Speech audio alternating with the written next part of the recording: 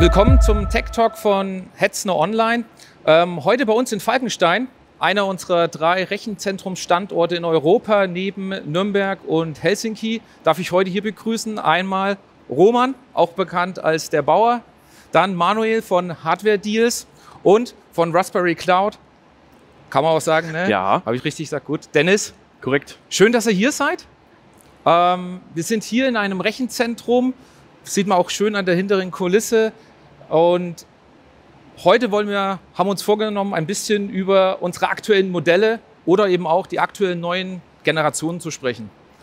Ihr hattet teilweise schon mal ein bisschen die Möglichkeit, unsere neuen Server zu sehen. Das ist einfach nur zur Vollständigkeit halber, damit wir auch wissen, über was wir sprechen. Einmal auf der Intel-Seite den i5 mit, also der 13500 Raptor Lake, auch bei uns als Hetzner-Produkt der EX44. Dann den EX101, das ist der i9 mit 13900, Non-K, wie man bei uns auch immer so schön sagt. Und auf der AMD-Seite wäre es bei uns der AX52, der Ryzen 7700 oder eben auch der AX102 ist dann der 7950X 3D. Wir hatten gerade eben schon die allererste Frage gehabt, woher kommen die tollen Namen? Also wir konnten uns das AX und sonst was halt gut empfehlen, aber woher kommt 44 und so weiter? Kannst du uns das sagen? Okay, ich könnte ja mal ein bisschen mal ausholen in der Richtung, auch was Sehr man gerne. sagt. Das war auch noch vor meiner Hetzner Zeit in der Richtung. Wir haben ja unsere unterschiedlichen Produktlinien, den EX, den AX, RX, SX und PX. Damals hat man gestartet mit dem EX, sollte so ein bisschen dieses Entry-Level sein, also so die Einstiegsmodelle. Und man hatte dazu dann noch das PX-Modell. Und die PX-Server sind halt wirklich Performance. Heutzutage würde ich sagen Epic oder auch das Intel, pardon, immer dazu. Und irgendwann später kam noch AMD. Da hat man sich noch überlegt, was macht man jetzt? Ja gut, haben wir halt das AX dazu genommen. Jetzt passt das Modell natürlich nicht mehr. Jemand, der unser Portfolio kennt, würde ja auch einfach sagen EX Intel. Irgendwie komisch. Aber man kann sagen, unter EX findet man den Intel, unter AX findet man eben die AMD-Modelle, PX aktuell noch mit dem PX93 und wir haben natürlich jetzt auch noch das RX-Linie mit den RX-Modellen, mit den Ampere-Server, ja, die für ARM stehen. Das ist eigentlich so unsere Produktpalette. Die Nummern dahinter waren initial eigentlich immer mal ein bisschen gedacht. Pricing. Okay. Muss immer so eingestuft waren, aber mittlerweile würde ich sagen, wir schauen immer, was passt gerade zu den Modellen, wie passen sie zusammen, eben auch so von den einzelnen Zahlen. Oder wie man es teilweise auch schon festgestellt hatte, ein Hochzählen, wenn neue Modelle, neue Generationen dazukommen. Aber interessant ist es auch. Gute Frage. Ne? Genau, ja. Vielleicht auch so ein bisschen, welche Zahl schmeckt mir am besten? Weil es gibt ja auch Leute, die können Zahlen schmecken. Haben wir noch nicht probiert, aber ist vielleicht meine Idee. Ich nehme es mal mit bei uns. Genau. Okay, aber hattet ihr euch schon mal die Möglichkeit, euch die einzelnen Modelle anzuschauen? Ich weiß nicht, Roman? Ja, ich habe mir gestern den AX52 ein bisschen genauer angeschaut. Also gerade für mich persönlich, mich interessiert da eher so die Hardware- und Kühlungsseite so ein bisschen mehr. Fand es sehr interessant. Ihr habt ja auch eigene Boards, die ihr dafür machen lasst. Also das Mainboard ist ja jetzt keine Stangenware. Und da hat mich einfach so interessiert, was für ein Board habt ihr da, wie habt ihr das auslegen lassen? Gerade Thema Spannungswandler zum Beispiel. Weil wenn jetzt da, gut, bei einem Ryzen 7700 ist es eigentlich nicht so ein großes Problem, da ist er relativ effizient. Aber wenn man jetzt Richtung 759X 3D zum Beispiel geht, ist halt schon die Leistungsaufnahme größer, Dauerlast, da muss ja auch Spannungswandler gut sein, deswegen wollte ich mir das mal anschauen. Board-Layout höchst interessant, weil es eben verglichen mit einem Desktop-Board 90 Grad gedrehter Sockel ist, was Gründe natürlich hat, weil so der Luftstrom besser über den RAM kommt, längliche Kühlform und sowas. Fand ich sehr interessant, das habe ich mir gestern im Detail mal angeschaut. Sehr schön. Manuel, was ist bei dir so hängen geblieben, bei dem, was du so sehen konntest zu den Modellen? Was ich besonders interessant finde, ist den EX44, weil das halt auch so ein bisschen in die Preis-Leistungs-Richtung geht. Ja. Da kommen wir ja auch her, also auch mit unserem YouTube-Channel. Und auch der i5 13500, den haben wir bei uns ja auch schon getestet und ist halt so ein richtiger auch Preis-Leistungs-Geheimtipp, also vor allem wegen Core-Count. Ich meine, man bekommt dieselbe Kernkonfiguration, also zumindest von der Kernanzahl, wie zum Beispiel in einem 13600K auch, für deutlich weniger Geld, also 6 Performance, 8 E-Cores. Das ist schon ziemlich gut für das, was es kostet. Schön zu hören. Dennis, Siehst du für dich irgendwie... Absolut. Also der erste Tag war super, super spannend. Für mich gibt es eigentlich 2 Kernthemen, die ich definitiv mitnehmen werde. Das ist halt eben die Veränderung in dem Themenbereich DDR5, ganz klar. Ist natürlich super wichtig für manche Applikationen. Ich bin jetzt so ein bisschen CPU-unabhängig so ein bisschen unterwegs. Einfach aus der Softwarelinie ist halt einfach DDR5 mit den hohen Geschwindigkeiten. Sehr, sehr interessant. Und ich natürlich nicht als neues Produkt, aber auch noch relativ frisch, ganz normal aus der RX-Serie. Da werden wir jetzt gerade ganz hart mit einsteigen, denn ich glaube, der Markt will das sehen und der Markt braucht das. Schön zu hören. Weil du gerade so schön das Thema DDR5 aufgreifst. Wie ist es da so, eure Meinung dazu eigentlich? Also wir hatten es bei uns auch intern schon mal ein bisschen diskutiert. Es ist jetzt mittlerweile auch ein bisschen schwierig, ECC, dass es ja einerseits drin ist. Also es ist ein bisschen schwierig, auch den Kunden mitzugeben, zu sagen, hey, da hat sich auch etwas geändert. Wie würdet ihr das denn in eigenen Worten beschreiben? Ich setze einfach mal an, wenn ich darf. Also jetzt bei mir aus dem ganz normalen Serverbereich, ich gucke halt viel auf die Applikation viel mehr, ob die halt eben ECC-RAM braucht, also gerade zum Beispiel so ein ZFS-Dateisystem. Da habe ich eben schon mal erzählt gehabt, da ja, trennt sich die Spreu vom Weizen ganz normal. Man sagt halt eben, die eine Seite ist ganz klar dafür, muss ECC-RAM in die Kiste rein, auf jeden Fall. Und die andere Seite sagt, nee. ZFS ist mittlerweile so schlau oder die Filesysteme allgemein, dass die das halt eben selber abfangen können. Also aus meiner Sicht schwierig zu beurteilen, aber vielleicht habt ihr technologisch vielleicht irgendwie einen Ansatz, der besser wäre als meine Software? Also zumindest mal im normalen Consumer-Bereich war DDR5 zumindest mal am Anfang eher, ich sag mal, ein gehasstes Produkt, weil es die neuen Plattformen deutlich teurer gemacht haben. Also für den End-User, also gerade bei mir Gaming-Bereich eher oder auch vielleicht Hardcore-Enthusiasten-Bereich, da führt es natürlich dazu, dass man hat meistens eher die ähnliche Kapazität, die man benutzt, vielleicht 32, 64 Gigabyte, aber die ganzen Umstände, die man braucht, um DDR5 zu verwenden, das heißt deutlich anspruchsvolleres Board-Layout, führt natürlich dazu, dass die ganze Grundplattform teurer wird. Das hat man bei AMD am Anfang extrem gesehen, als die Ryzen 7000 auf den Markt kamen. Die ganzen Boards, die es gab, also egal, ob das jetzt auch nur ein B650-Board oder sowas war, die waren ja sehr, sehr teuer. Dementsprechend wurden die Plattformen auch sehr wenig angenommen. Hat sich jetzt schon ein gutes Stück gebessert, verglichen mit DDR5-Veröffentlichungen. Die kosten jetzt gefühlt die Hälfte. Verglichen zu damals. ECC ist da auf jeden Fall weniger ein Thema natürlich. Ich glaube, Gamer wird es auf jeden Fall nicht brauchen, weil das hatten wir vorhin auch mal, relativ interessantes Thema. ECC führt ja auch dazu, dass die Latenz enorm ansteigt. Also es muss ja alles doppelt geprüft werden. Dementsprechend effektiv. Ich sag mal, typischerweise hat man ja im Serverbereich dann irgendwie Latenzen von 80, 90 Nanosekunden, irgendwie sowas. Und im Enthusiastenbereich braucht man eher so 50, 60 Nanosekunden, dass es gut performt.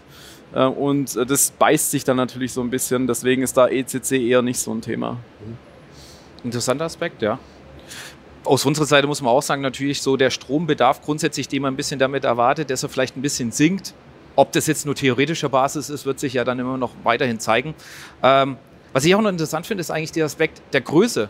Wir haben ja neue Modulgrößen, die mit einhergehen, die wir dann auch verwenden können.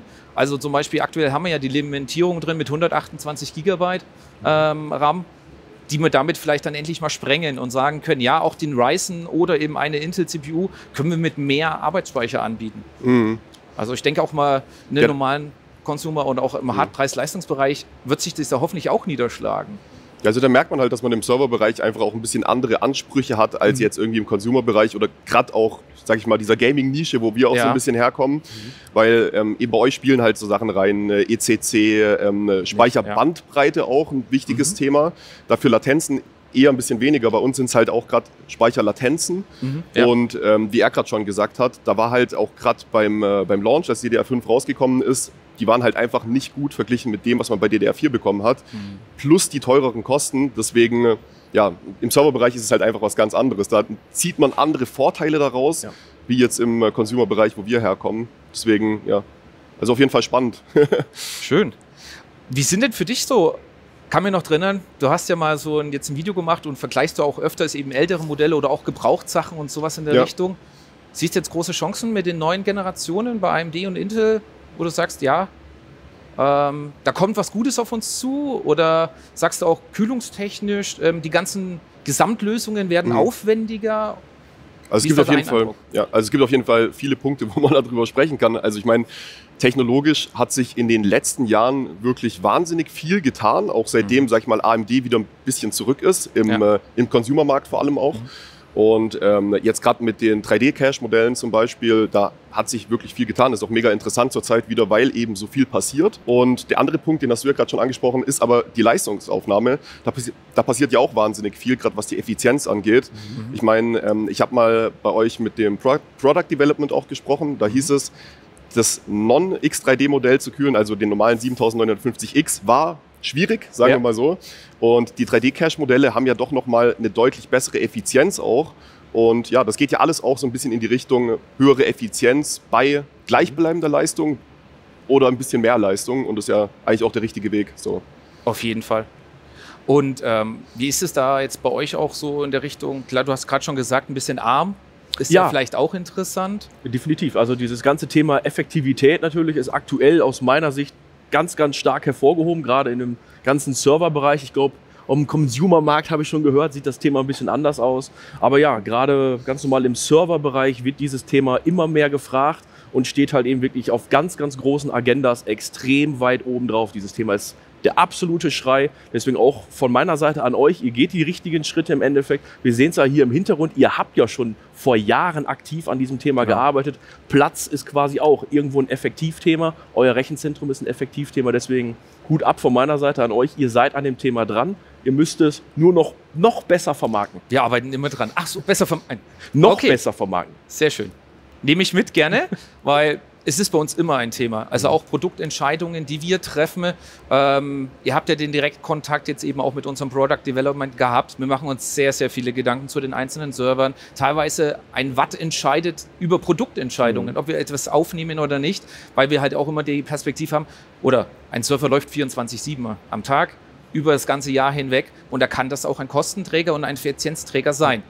Roman, du warst ja bei ASUS warst du hast mit Intel gesprochen, du hattest auch dieses Kühlungsthema, neuen Generationen. Kommt da auf uns zu? Sagst du zukünftig, ja, das wird noch spannend? Ja, also ich sehe natürlich, gerade in den letzten, sagen wir mal, 4-5 Jahren sieht man, die Leistungsdichte wird jetzt langsam zum großen Problem. Also früher, wenn wir jetzt mal 15 Jahre oder 20 Jahre zurückschauen, war das verhältnismäßig wirklich easy, irgendwelche CPUs zu kühlen. Wir hatten damals zwar deutlich schlechtere Kühler, als man sie heute hat, deswegen war die Temperatur vielleicht nicht so gut. Aber wenn man sich heute anschaut, welche Kühlmöglichkeiten man hat, aber dann auch trotzdem anschaut, was dann am Ende temperaturtechnisch bei rauskommt, ist es schon krass, was für Temperaturen wir immer noch sehen. Ich persönlich sehe es natürlich sehr technisch, dass Temperatur für mich erstmal nichts Subjektives ist, sondern ich habe kein Problem damit, wenn eine CPU dauerhaft bei 95 Grad läuft. Wenn die dafür ausgelegt ist, dann kann die das. Genau. Ne? Das wollen viele Leute nicht. Ich sag mal, viele Leute sehen das sehr subjektiv. Denken dann, 95 Grad hört sich warm an, da kocht ja fast das Wasser. Ne? Aber für einen Halbleiterchip ist das was anderes. Aber zukunftstechnisch gesehen, gerade wenn es jetzt dann um neue Transistorformen irgendwann mal geht, das kommt ja jetzt demnächst, da wird es schon eine große Challenge, weil man dann viel mehr Transistoren auf dem gleichen Raum hat, als man es jetzt hat. Und wir werden, glaube ich, bei den nächsten Generationen irgendwann nur noch kühlungslimitiert sein, was die Leistung betrifft. Das sieht man jetzt schon. Aktuelle Intel-CPUs, die sind wirklich zu 100% in fast allen Lastszenarien kühlungslimitiert. Also gerade in 13.900K oder sowas, ihr habt zwar Non-K, aber es ist auch ein ähnliches Thema. Volllast, je mehr man kühlen kann, desto mehr Leistung holt man dabei raus. Und das wird in den nächsten Jahren ein wahnsinnig großes Thema werden, auf jeden Fall. Bin ich auch mal gespannt, was ihr macht. Vielleicht mal Wasserkühlung oder sowas. Weil auch ihr könnt ja nicht wissen, was in 5 oder 10 Jahren an Prozessoren kommt. Und auch die Prozessorhersteller, die sagen ja auch, dass es vielleicht mal in die Richtung geht, dass gewisse Modelle nur noch liquid-cooled dann verwendet werden können. Also das ist ja auch ein Thema. Also auch wir machen uns natürlich Gedanken dazu, das ist ganz klar. Also ich würde jetzt lügen zu sagen, wir ignorieren das Ganze. Man kann sich natürlich dann immer denken, wenn es auch soweit ist, ja, wir sprechen aktuell zum Glück noch nicht davon, zu sagen, wir müssen jetzt Liquid Cooling überall einsetzen. Wir müssen unsere Kundensparte auch ein bisschen berücksichtigen. Also wenn wir jetzt über den 13.500 sprechen als Beispiel, auch die nachfolgenden Modelle, vermuten wir, werden weiterhin luftgekühlt möglich betrieben werden. Was natürlich immer die obere Linie betrifft. da testen wir jetzt schon. Wir sind jetzt schon dabei, natürlich zu schauen, gibt es Möglichkeiten in einem großen Rechenzentrumsverbund, auch wir müssten ja nicht nur den Server betrachten, sondern wir müssen ja auch unsere komplette Rechenzentrumsinfrastruktur betrachten. Also selbst wenn wir eine Lösung für einen Server finden würden, passt es in unser Rack, passt unser Rack-Design noch, passt überhaupt auch die Statik von unserem ganzen Rechenzentrum, wenn ich da an Immersion Cooling denke oder sowas, solche Richtungen, hält die Masse das überhaupt aus, dieser Boden? Ich würde ja auch da echt mal ansetzen an dem Thema, wenn wir jetzt darüber nachdenken, wir über eine Liquid-Lösung nachdenken, ob das halt eben nicht für die wirklich einzelnen Kaltgänge vielleicht eine einzelne Lösung gibt. Es gibt halt eine Pumpe zum Beispiel für die gesamte Reihe oder für die nächsten 6 Schränke. Das könnte ja so ein Ansatz sein, weil ich glaube, für jeden einzelnen Server vielleicht eine eigene Lösung zu haben, könnte auch wahrscheinlich deutlich teurer sein, als wenn man irgendwie was Schönes, Nettes, Neues erfunden hat, wo man sagt, ich kann halt die nächsten Schränke vielleicht versorgen. Zum Beispiel. Und ein anderer Ansatz ist genauso, wie sind denn eigentlich die Kundenlast? Also, was möchte der Kunde denn eigentlich? Also auch das ist natürlich eine Fragestellung, ob wir Liquid Cooling mal in Betracht ziehen oder bei welchen Modellen. Weil die Workload, du weißt es ja am besten, ne, entscheidet sehr stark über die Auslastung des Servers. Ja. Also ist es eher ein Lastszenario, wo man sagt, wir haben kurze Peaks drin, die mal kurz hochgehen, oder haben wir eine dauerhafte Belastung in einem hohen Niveau, sodass wir eine lange, dauerhafte Kühlung brauchen. Und geht man dann nicht eher hin und sagt, okay, aus Effizienzgründen, vielleicht auch aus Nachhaltigkeitsgründen, wir machen dort eine Softwarelösung und sagen, BIOS, PL2 begrenzen wir. Ist vielleicht eine Idee zu sagen, okay, in einem Rechenzentrumsbetrieb geht es halt leider nicht anders. Weiß nicht, ob wieder, Manuel, wie würdest du das vielleicht auch bewerten? Das ist ja wahrscheinlich auch mit einer der Gründe, warum bei euch zum Beispiel keine Car-CPUs zum Einsatz kommen, sondern eher die Non-Car-Modelle, ja. weil dort dann halt einfach die TDP irgendwie oder PL2 bei 125 Watt liegt und nicht bei 250 Watt plus. Ich meine, Übertaktung lasse ich jetzt mal außen vor, aber genau. Danke. Klar, ich meine, man muss nicht alles anbieten. Ist natürlich schön, wenn man alles anbieten kann. Ja. Das ist mit Sicherheit dann auch der Grund, warum ihr in die Richtung dann versucht, auch was zu entwickeln. Ob es möglich ist, ist halt die andere Frage. Ja. Genau.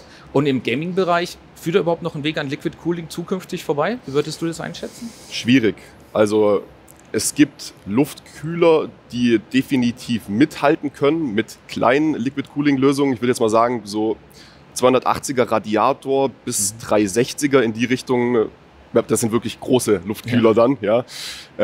Aber wenn man da echt einen 13.900K im System hat und den wirklich offen laufen lässt und den unter 90 Grad haben will oder zumindest mal unter 95 Grad, dann braucht man schon fast eine 420er Wasserkühlung. Also Weil ich glaube, die Herausforderung wird ja immer sein, genau diese 95 Grad, wie du gerade genannt hattest, die eigentlich nicht zu erreichen, um damit dieses volle Potenzial ausschöpfen zu können. Es ist nicht notwendig, oder? An sich. Ich meine, die CPU, wie Roman gerade schon gesagt hat, die muss nicht bei 80 Grad laufen, die kann auch bei 95 Grad laufen.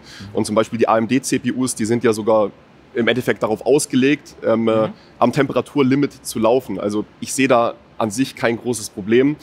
Wir kommen halt auch aus einer Szene, die so ein bisschen in Richtung Enthusiasten auch geht. Und wir wollen natürlich die niedrigstmögliche Temperatur auch in unseren Systemen haben. Deswegen ist da der Anspruch dann vielleicht noch mal ein bisschen was anderes. Das hat natürlich auch die Aspekte, also das finde ich bei Wasserkühlung eigentlich ganz spannend, dass bei Halbleitern ja die Leistungsaufnahme auch von der Temperatur abhängt. Das heißt, wenn ich eine CPU 20 Grad kälter mache, dann ist vielleicht die Leistungsaufnahme auch 10, 20 Watt niedriger.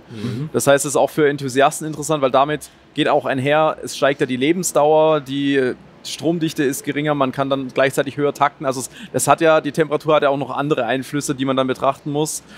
Und das ist dann auch das, warum viele dann sagen, so, ich will es dann doch lieber ein bisschen kühler haben, weil dann habe ich mehr Headroom, ich kann es dann entweder höher takten oder habe dann höhere Effizienz. Das sind auch Themen, die dann sehr interessant werden. Und gerade zum Rechenzentrum ist es sicherlich eine sehr spannende Betrachtung, sich dann zu überlegen, macht es Sinn, sowas Flüssigkeits zu kühlen, weil dann die Effizienz steigt. Gleichzeitig muss man dann betrachten, das Thema hatten wir vorhin mehrmals, so eine Flüssigkeitskühlung, die entsteht ja nicht aus dem Nichts.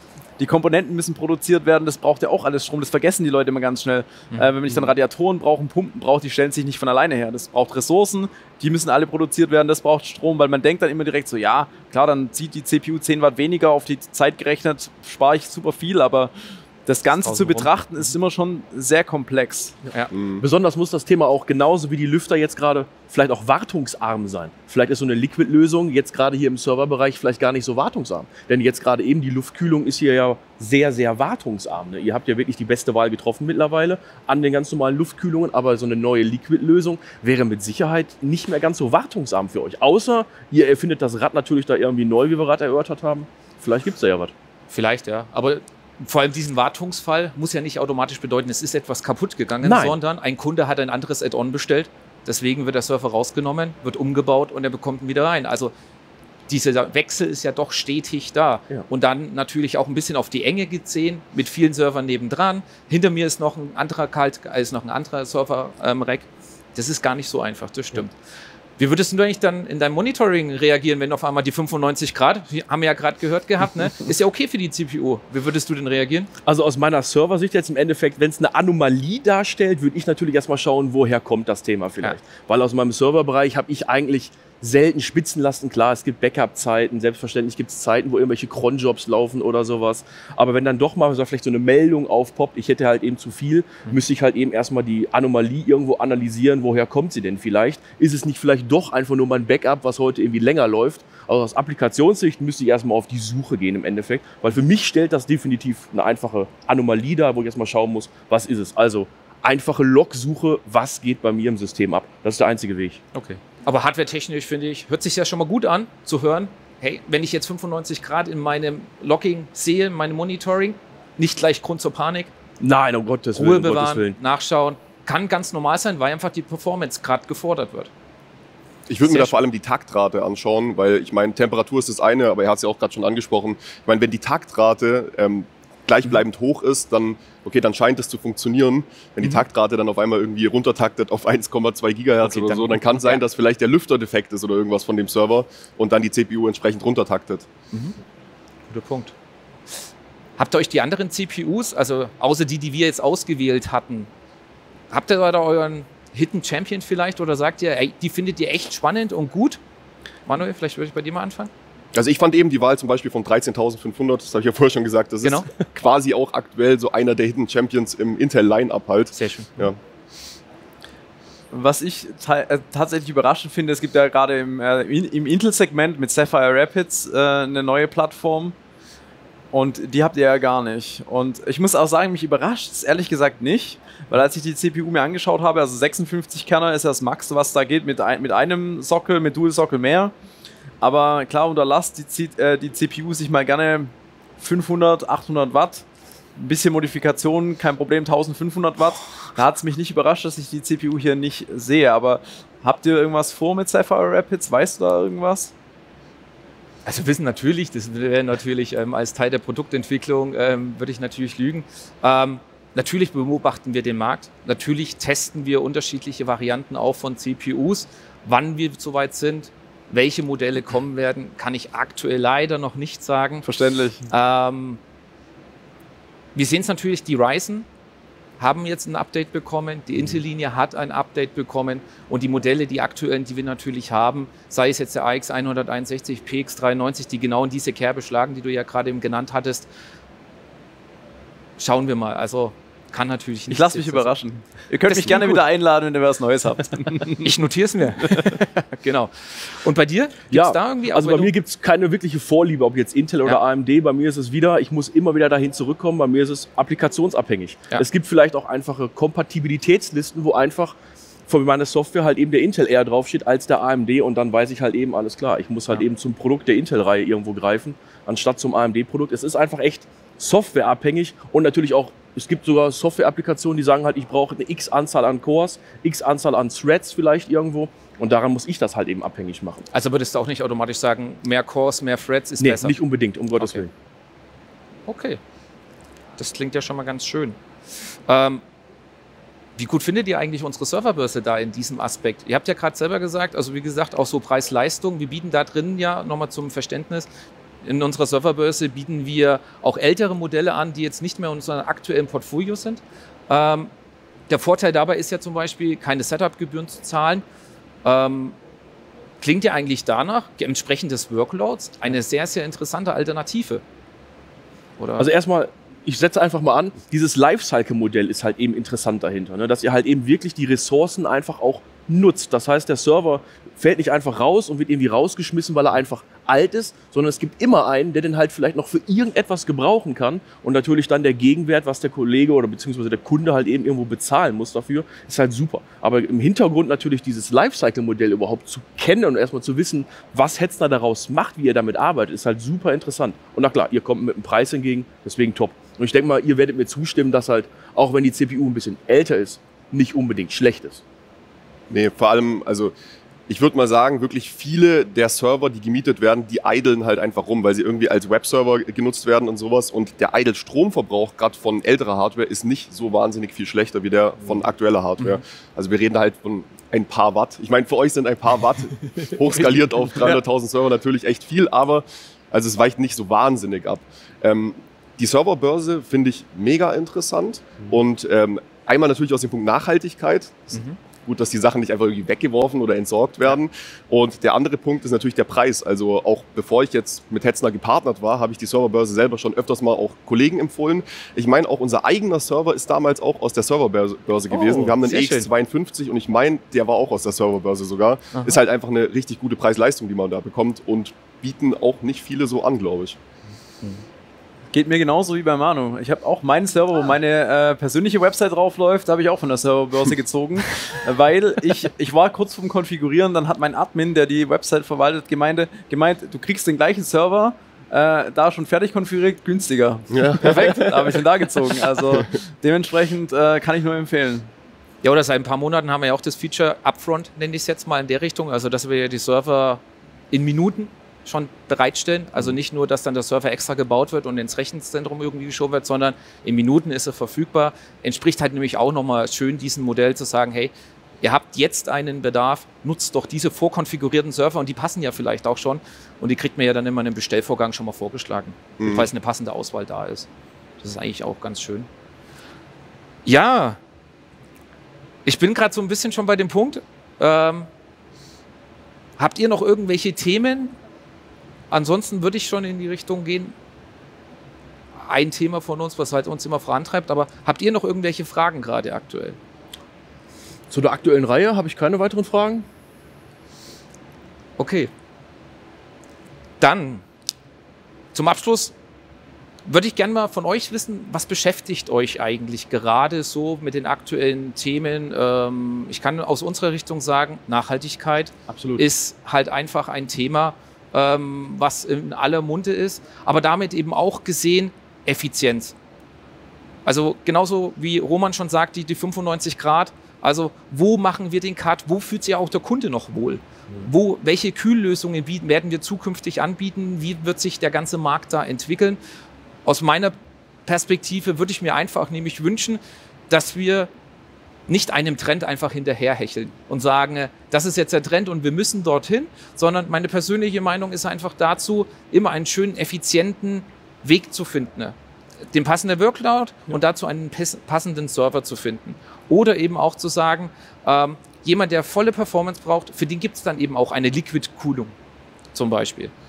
Das wäre so ein bisschen mein Wunsch in die Zukunft auch. Da sind natürlich auch die Hersteller gefordert, mit denen wir zusammenarbeiten, dass da auch die entsprechenden Modelle rauskommen. Ich würde einfach mal links anfangen. Ja, sehr gerne. Wie ist es bei dir? Also erstmal grundsätzlich, ihr macht, glaube ich, aus meiner Sicht zumindest erstmal alles richtig. Ihr geht ganz normal mit dem Markt voran, ihr bedient den Markt, ihr passt einfach in das Preis-Leistungs-Modell rein, was wir uns als Endkunden einfach vorstellen, gleichzeitig mit neuer Hardware, gleichzeitig mit dem Produkt, was ich halt eben hier erhalte als Endkunde. Deswegen in der Richtung macht ihr wirklich schon mal grundsätzlich alles richtig, auch mit den 4 neuen Servern, worüber wir heute hier drüber reden. Aber auch natürlich, wenn wir einfach mal ein bisschen querschauen nach links oder rechts, was ihr halt sonst noch anbietet im Endeffekt, wo es halt für mich noch deutlich interessanter wird. Da geht ihr auch immer weiter vor. Ihr prescht wirklich in diese Thematik ARM-CPU extremst vor. Das wird mit Sicherheit die beiden Kollegen demnächst noch viel mehr fordern. Da bin ich mir sehr, sehr sicher. Und dass da auch irgendwann der Consumer-Markt ankommt, bin ich mir echt sicher. Deswegen, ihr seid da gut unterwegs. Die Kollegen werden mit Sicherheit bald damit viel Spaß haben werden. Ja. Also ich kann mich eigentlich auch dem, was du schon gerade gesagt hast, nur anschließen. Das für mich kritischste Thema sind halt eben auch haben wir vorher auch schon ausgiebig drüber gesprochen, eben Temperaturen, Stromverbrauch, Effizienz. Wo geht es da in Zukunft hin? Werden wir Liquid Cooling im Server sehen? Wird es tatsächlich notwendig werden?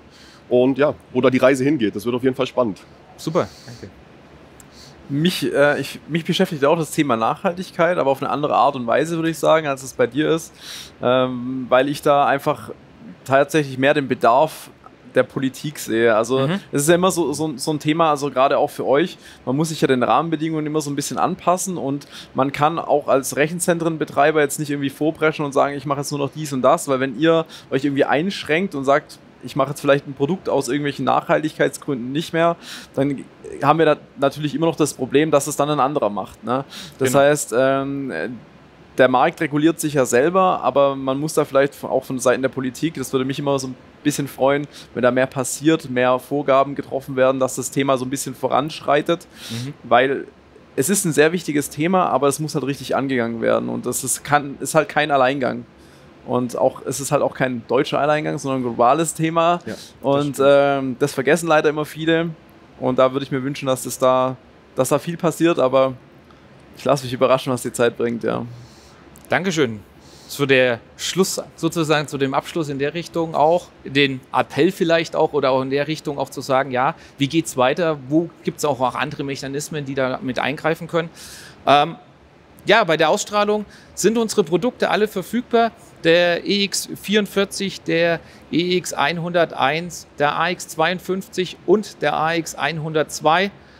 Wie Dennis schon sagte, viele andere Produkte komplettieren dann natürlich unser Portfolio und wir freuen uns auf den Austausch. Erstmal Dankeschön an euch. War echt schön, mit euch gesprochen zu haben, auch die Tage hier mit euch jetzt unterschiedlichste Themen, unterschiedlichste Ansichten auch mal mitzubekommen. Dafür danke. Danke, dass wir hier sein durften. Bitteschön.